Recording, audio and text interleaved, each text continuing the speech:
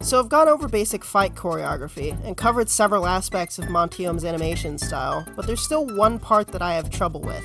How to actually take these concepts and put them in the right order. I've spent a really long time analyzing Monty's work, and I really think I got something this time. So, I'm going to show you what I've learned so far about Monty's hidden structure, the dead fantasy formula. So I called it Monty's hidden structure, but it's true. Watching dead fantasy is like watching a puma going Mach 2. It's fast, it's chaotic, it's crazy, and by the end of it, you can't possibly recall what it was you just saw. But, much like actors who can make scripted dialogue seem chaotic and unpredictable, Monty disguised his methods beneath the rapid, entertaining end product, hiding the fact that even the smallest decisions had a structure. There's a method to the madness as clear and concise as a 3-act play. So let's take things from step 1. The basis for most of Monty's fights was escalation. So when we come to the amount of characters we want for this animation, it's not going to be 1v1, it's going to be 1v2, and I'll explain that in a second. This is a combo. This is an exchange. You want most of your combat to be made up of exchanges. They're mostly comprised of blocks and dodges. When you actually choreograph your exchange, you want more of these than these. The best demonstration of this is the beginning of the first Dead Fantasy.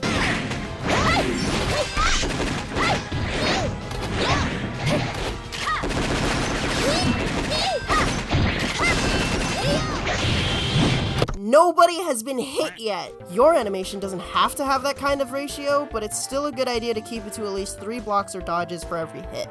The combo is used when you really want to knock a character out of the fight for the time being. Essentially, the combo is the exact opposite of the exchange. Combos are comprised of punches and kicks that all land.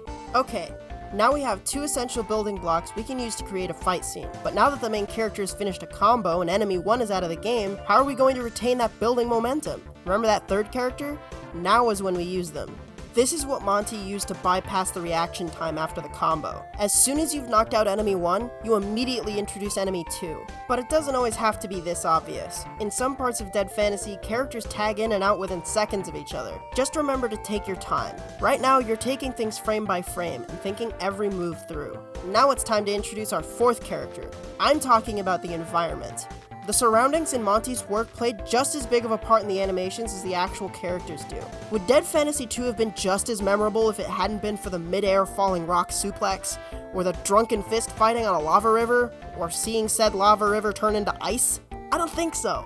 Finally, we have to actually capture all this awesome action. Everything's going to be moving extremely fast, and we need to make sure we don't lose focus anywhere, so a lot of thought has to go into camera placement. For the sake of clarity, if an object starts on the left side of the screen in one shot, it should still be in the same place after the cut. Orientation and the position of the camera can all change as long as the object is in the same spot on the screen. Now that we have these concepts in mind, let's use them. Let's take our intro, put an exchange here, and then a combo. And then intro a new character, and then a last combo. Now let's take a look at what we did.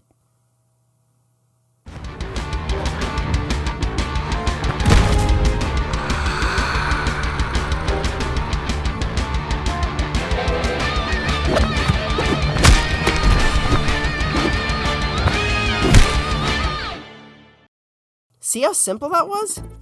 Now that you understand the basics of the structure, try changing it around or making the tag-in tag-outs even faster.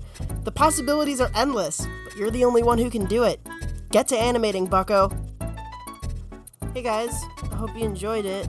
Sorry if you thought that the demonstration at the end was a little short. Mismanaged my time and I had to do the whole thing in 2 days, so I think it's pretty good for what I could do in 2 days. I don't know. I'll do better next time. So subscribe if you want to be here next time when I do better. Yeah.